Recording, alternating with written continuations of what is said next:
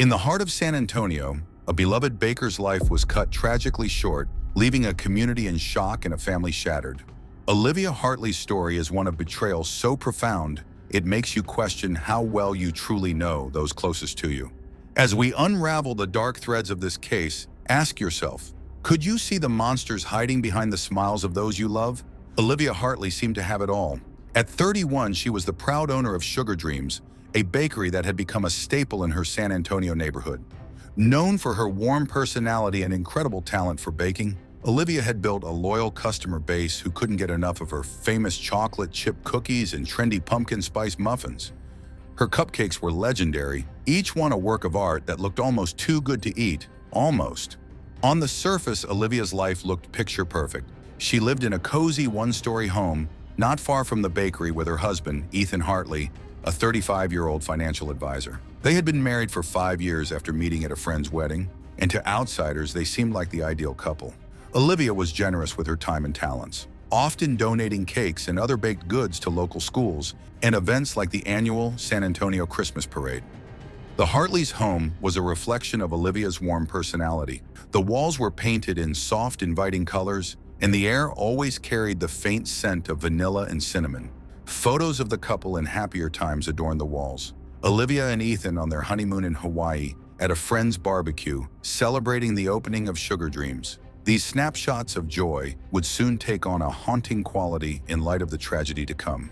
Olivia's journey to becoming a beloved local baker hadn't been easy. She had started baking as a child, learning the craft from her grandmother, Evelyn.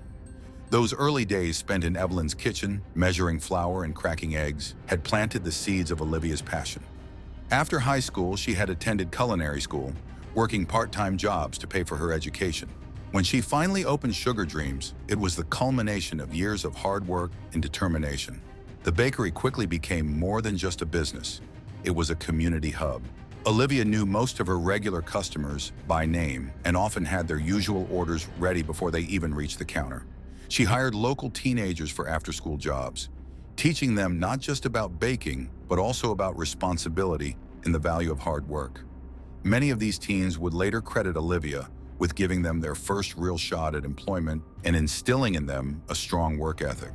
Sugar Dreams was a cheerful place, with its pastel-colored walls and the constant aroma of freshly baked goods. The display cases were always filled with an array of tempting treats, flaky croissants, gooey cinnamon rolls, and Olivia's signature dream cakes in a variety of flavors.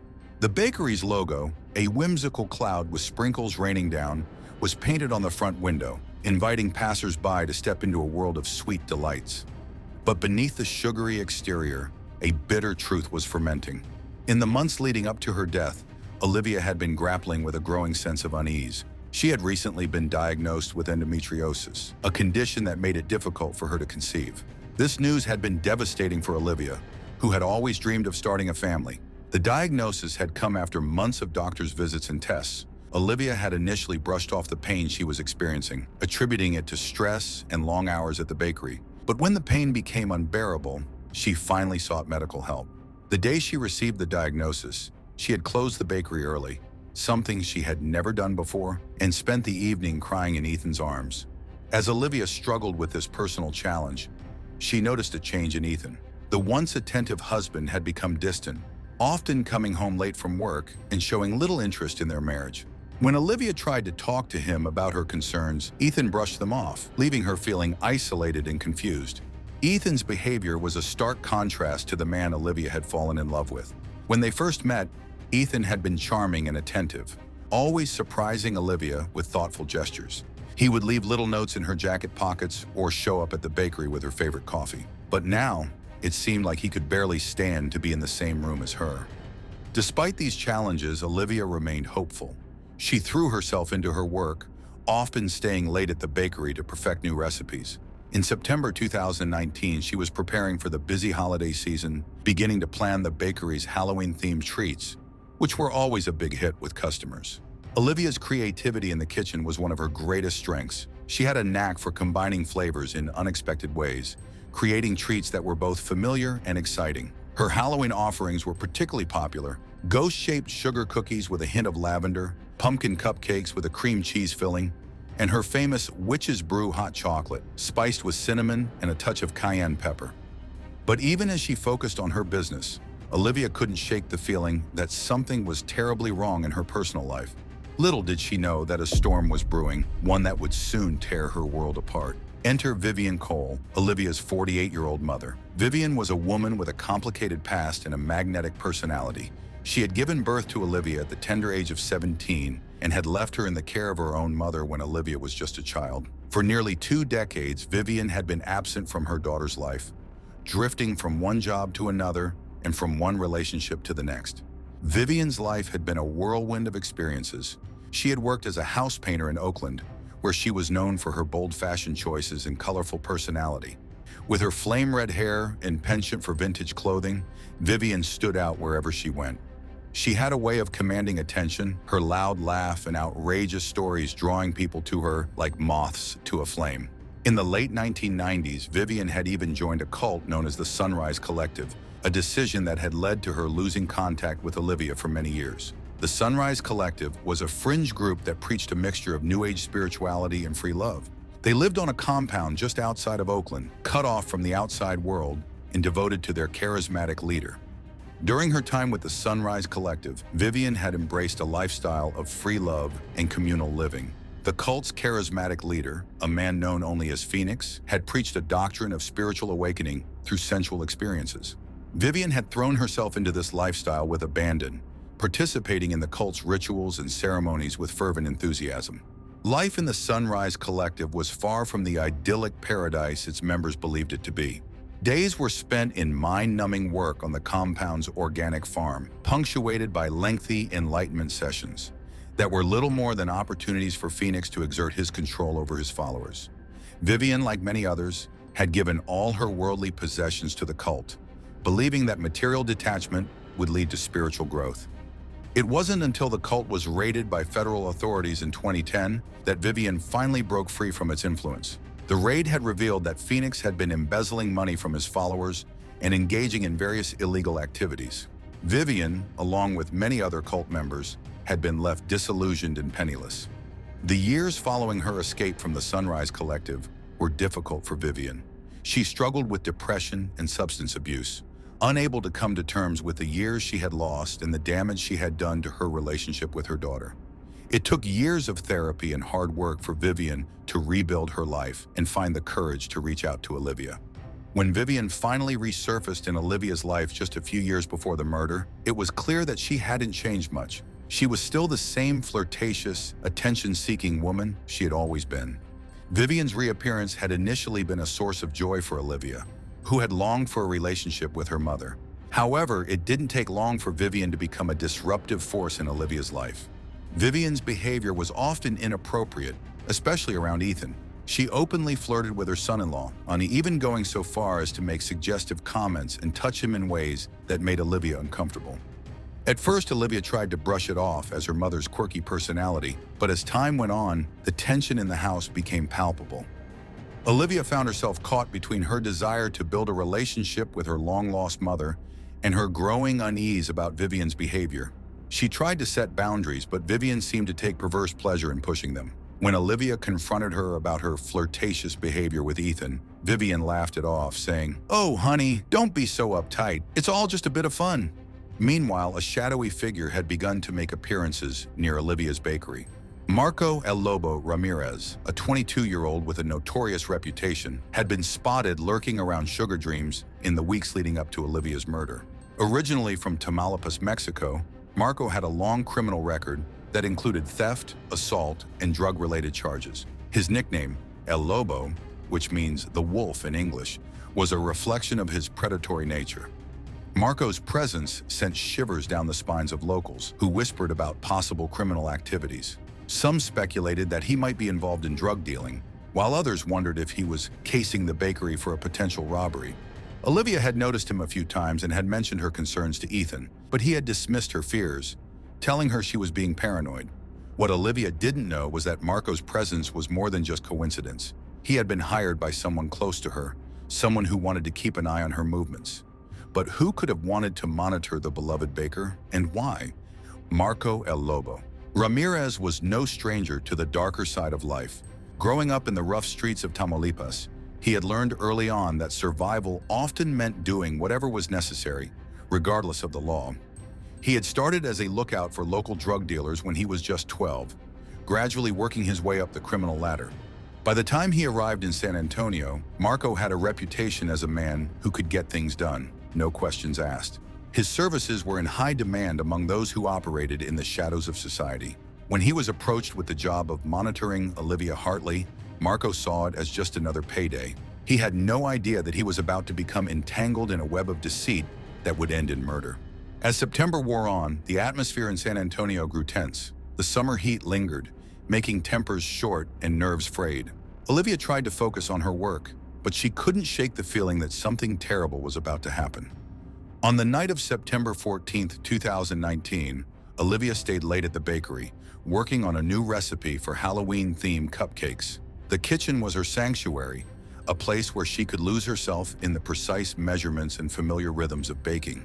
As she expertly piped orange and black frosting onto a tray of cupcakes, she allowed herself a small smile.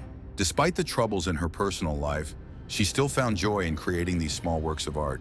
When she finally locked up and headed home, the streets were quiet, the air heavy with the promise of an approaching storm. The streetlights cast long shadows, and Olivia couldn't shake the feeling that she was being watched. She quickened her pace, keys clutched tightly in her hand. What happened next would shock the entire community and unravel a web of deceit that had been years in the making. The morning of September 15, 2019 dawned gray and somber. Evelyn Thompson, Olivia's 56-year-old neighbor and a retired schoolteacher, woke early as was her habit. She was surprised to see that Sugar Dreams hadn't opened on time. Olivia was usually punctual to a fault, and it was unlike her to be late. Concerned, Evelyn decided to check on her neighbor. She walked the short distance to Olivia's home, her worry growing with each step. When she arrived, she found the front door slightly ajar. Alarm bells rang in Evelyn's mind. Olivia was always careful about locking up, especially after a few break-ins had been reported in the neighborhood earlier that year. Evelyn hesitated for a moment before pushing the door open. "Olivia!" she called out, her voice echoing in the eerie silence. There was no answer. She stepped inside, her heart pounding. The house was neat and tidy, just as Olivia always kept it. But as Evelyn approached the kitchen, she saw something that made her blood run cold. Olivia lay on the floor, surrounded by a pool of blood.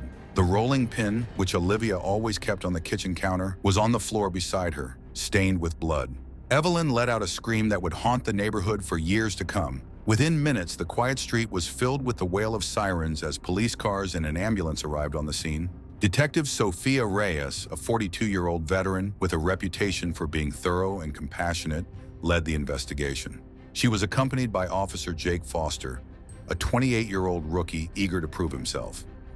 As they entered the house, the officers were struck by the contrast between the tidy living room and the horrific scene in the kitchen. The medical examiner, Dr. Amelia Chung, a no-nonsense 55-year-old with decades of experience, arrived to examine the body. She noted that Olivia had suffered multiple blunt force injuries to her head and estimated the time of death to be between 10 p.m. and midnight the previous evening. The brutality of the attack shocked everyone present, including the seasoned investigators. Who could have wanted Olivia dead? And why use a rolling pin, a tool she used daily to bring joy to others, as the murder weapon? As the investigation unfolded, attention quickly turned to Ethan Hartley.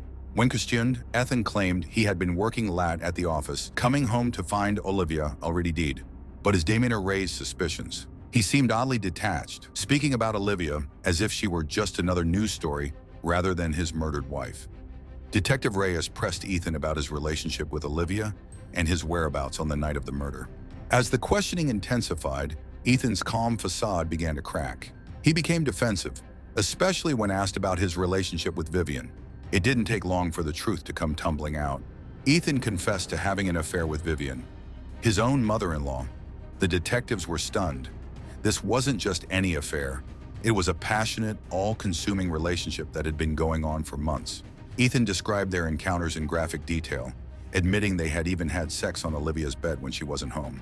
But the most shocking revelation was yet to come. 3 days after Olivia's murder, during a follow-up interview, Vivian dropped a bombshell that would blow the case wide open. She was pregnant and Ethan was the father. This revelation sent shockwaves through the investigation. Suddenly, the motive became crystal clear. Olivia had discovered the affair in the pregnancy, confronting Ethan on the night of her death. In a panic, Ethan had grabbed the nearest object, the rolling pin, and in a fit of rage, bludgeoned his wife to death. As the pieces fell into place, the investigators uncovered a series of deleted text messages on Ethan's phone. These messages revealed a heated argument between Ethan and Olivia on the night of her death. In the text, Olivia confronted Ethan about his affair with Vivian, adding a baby emoji. Ethan, in a panic, admitted to the relationship. The argument escalated quickly, with the final message from Ethan suggesting he was going to end this once and for all. The evidence was damning. Ethan Hartley, the man who had vowed to love and protect Olivia, had become her killer, all to keep his twisted secrets safe. But what about Marco El Lobo Ramirez? As it turned out, his presence near the bakery was not as coincidental as it first appeared. During questioning, Marco revealed that he had been hired by Ethan to keep an eye on Olivia. Ethan, paranoid that Olivia might discover his affair with Vivian, had employed Marco to monitor his wife's movements and report back to him. Marco, seeing an opportunity to make easy money, had agreed to the job without asking too many questions. He claimed he had no idea that Ethan was planning to harm Olivia. When confronted with the evidence of his involvement, Marco broke down, expressing remorse for his role in the events that led to Olivia's death. The revelation of Marco's involvement added another layer of premeditation to Ethan's actions. It showed that he had been planning and scheming for weeks, if not months, leading up to the murder. This information would prove crucial in the trial to come. The trial of Ethan Hartley began on December 30th, 2019, at the Bexar County Courthouse. The media circus surrounding the case was intense, with reporters from local news outlets like KSA 12 and the San Antonio Express News clamoring for every juicy detail. The courtroom was packed each day, with curious onlookers and devastated family members alike, all seeking answers and justice for Olivia. Assistant District Attorney Elena Morales led the prosecution. Known for her sharp mind and methodical approach, Morales painted a chilling picture of Ethan as a man driven to murder by the pressure of his affair with Vivian and her unexpected pregnancy. She argued that Ethan, unable to face the consequences of his actions, had brutally killed Olivia in a desperate attempt to escape his crumbling life. Morales presented a timeline of events, meticulously piecing together the evidence. She showed the jury text messages, phone records, and security camera footage that placed Ethan at the scene of the crime. The rolling pin, still stained with Olivia's blood and bearing Ethan's fingerprints, was presented as the murder weapon. On the other side, defense attorney Thomas Blake tried to portray Ethan as a man under extreme emotional distress. Blake, known for his ability to sway juries with his empathetic approach, argued that Ethan never intended to kill Olivia. Instead, he claimed that the crime was a tragic accident, the result of a heated argument that spiraled out of control. Blake attempted to shift some of the blame onto Vivian, portraying her as a manipulative seductress who had torn the Hartley family apart. He argued that Ethan had been caught in an impossible situation, torn between his love for his wife and the overwhelming passion he felt for Vivian. Throughout the trial, Olivia's family sat in the courtroom, their grief palpable. They listened intently as witnesses took the stand, recounting the events leading up to Olivia's death. Evelyn Thompson testified about finding Olivia's body, her voice breaking as she described the horrific scene. Regular customers from Sugar Dreams spoke about Olivia's kindness and generosity, painting a picture of a woman who had touched many lives. One of the most poignant moments came when Olivia's grandmother, the woman who had taught her to bake, took the stand. With tears in her eyes, she spoke of Olivia's childhood, her passion for baking, and the dreams she had for her future. Her testimony brought many in the courtroom to tears, driving home the human cost of Ethan's actions. The most dramatic moment of the trial came when Vivian took the stand. Visibly pregnant, she recounted her affair with Ethan in excruciating detail. Her testimony was a mix of defiance and remorse, as she tried to justify her actions while acknowledging the pain she had caused her daughter. Vivian's appearance on the stand caused a stir in the courtroom, with many spectators audibly gasping at the sight of her swollen belly, tangible evidence of the betrayal that had led to Olivia's death. Marco El Lobo Ramirez also testified, providing crucial evidence about Ethan's suspicious behavior in the weeks leading up to the murder. His testimony helped establish premeditation,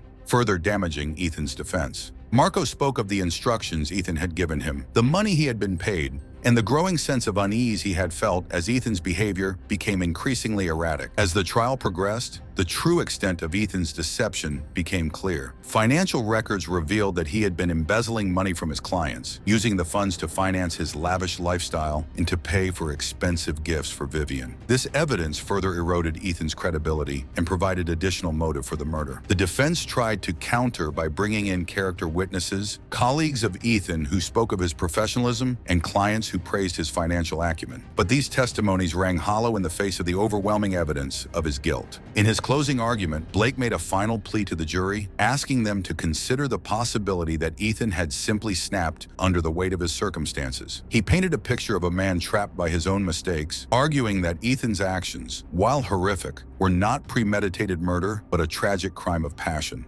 Morales, in her rebuttal, systematically dismantled the defense's arguments. She reminded the jury of the premeditation evident in Ethan's hiring of Marco, the financial crimes that provided motive, and the brutal nature of the killing itself. She ended by holding up a photo of Olivia, reminding the jury of the vibrant life that had been snuffed out by Ethan's selfish actions. After a week of testimony, the jury deliberated for only 6 hours before reaching a verdict. On January 7, 2020, Ethan Hartley was found guilty of first-degree murder. The judge sentenced him to life in prison without the possibility of parole, a decision that was met with visible relief from Olivia's family. As Ethan was led away in handcuffs, the once successful financial advisor was a shell of his former self. The man who had once worn sharp suits and sported a winning smile was now destined to spend the rest of his days behind bars, haunted by the consequences of his actions. In the aftermath of the trial, the lives of everyone involved in the case changed dramatically. Ethan began his life sentence at the Texas Department of Criminal Justice's William P. Hobby Unit, a stark contrast to the comfortable life he once knew. Behind bars, he had plenty of time to reflect on the choices that had led him to this point. Reports from prison indicated that Ethan was struggling to adjust to life behind bars, the reality of his actions finally sinking in. Vivian Cole, reeling from the revelations that had come to light during the trial, found herself ostracized by the community. The affair with Ethan, once a secret passion, was now public knowledge. Unable to bear the weight of her actions and the constant reminders of the daughter she had betrayed, Vivian left San Antonio, seeking to start over in a new city where no one knew her story. The pregnancy, once a source of excitement, became a painful reminder of the destruction she had helped cause. In a final act that spoke volumes about her state of mind, Vivian decided to give the child up for adoption, believing it was the best way to ensure a better future for the innocent life she carried. Marco El Lobo Ramirez, though not charged in relation to Olivia's murder, found his criminal activities under increased scrutiny. The publicity from the trial made it difficult for him to operate in San Antonio, and he eventually left the city, his fate unknown. As for Sugar Dreams, the once bustling bakery stood empty, a somber reminder of the tragedy that had unfolded. The aroma of freshly baked cookies no longer filled the air, replaced by the bitter scent of loss and betrayal. Some of Olivia's loyal customers talked about reopening the bakery as a tribute to her memory, but the plans never materialized. The space remained vacant, a ghostly reminder of what had once been. The murder of Olivia Hartley left an indelible mark on San Antonio. It was a stark reminder that even in the most seemingly perfect lives, darkness can lurk just beneath the surface. The community, once known for its warm and welcoming atmosphere, became more cautious, more wary of the secrets that might be hiding behind closed doors. For those who had known Olivia, the loss was a wound that would never fully heal. Her friends remembered her infectious laugh, her generosity, and the way she could brighten even the gloomiest day with one of her signature treats. They spoke of her dreams, of the family she had hoped to have, and of the plans she had made for the future. Plans that would now never come to fruition. In the years that followed, Olivia's story became a cautionary tale, a reminder of the devastating consequences of betrayal and the importance of trust in relationships. Local schools incorporated elements of her story into their anti-bullying and healthy relationship programs, hoping to teach young people the value of honesty and the dangers of keeping secrets. The case also sparked discussions about the nature of family dynamics and the complexities of modern relationships. Support groups formed for people dealing with infidelity and family betrayal, with many participants citing Olivia's story as a wake-up call that had prompted them to seek help. In a bitter twist of irony, the tragedy brought about some positive changes in the community. A scholarship fund was established in Olivia's name, aimed at helping aspiring bakers pursue their dreams. Every year on the anniversary of her death, local bakeries would come together to host a charity bake sale, with proceeds going to organizations supporting victims of domestic violence. As time passed, the shock of Olivia's murder faded from the headlines, but its impact lingered. For those who had been touched by her life and death, the world would never be quite the same. The sweet aroma of freshly baked cookies would forever carry a hint of sorrow, a reminder of the baker whose life had been cut tragically short. Olivia Hartley's story serves as a chilling reminder that sometimes the most dangerous monsters aren't lurking in the shadows. They're sitting across from us at the dinner table, sharing our bed, or even sharing our DNA. It's a cautionary tale about the dangers of secrets, the destructive power of betrayal, and the devastating consequences of unchecked desires. In the end, the murder of Olivia Hartley is more than just a true crime story. It's a tragedy that forces us to confront uncomfortable truths about human nature, about the capacity for betrayal that exists within all of us, and about the thin line between love and obsession. As we reflect on Olivia's story, we're left with more questions than answers. How well do we really know the people closest to us? What secrets might be hiding behind the smiles of our loved ones? And how can we protect ourselves from the betrayal that might be brewing right under our noses? The case of Olivia Hartley reminds us to cherish the genuine connections in our lives, to communicate openly with our loved ones, and to be vigilant against the darkness that can creep into even the sweetest of relationships. It's a stark reminder that trust, once broken, can lead to consequences more bitter than anyone could have imagined. So the next time you bite into a warm, gooey chocolate chip cookie or savor a pumpkin spice muffin, spare a thought for Olivia Hartley, the baker whose life was cut short by a recipe for disaster she never saw coming. If you enjoyed this case, then make sure to watch the next one, shown on screen.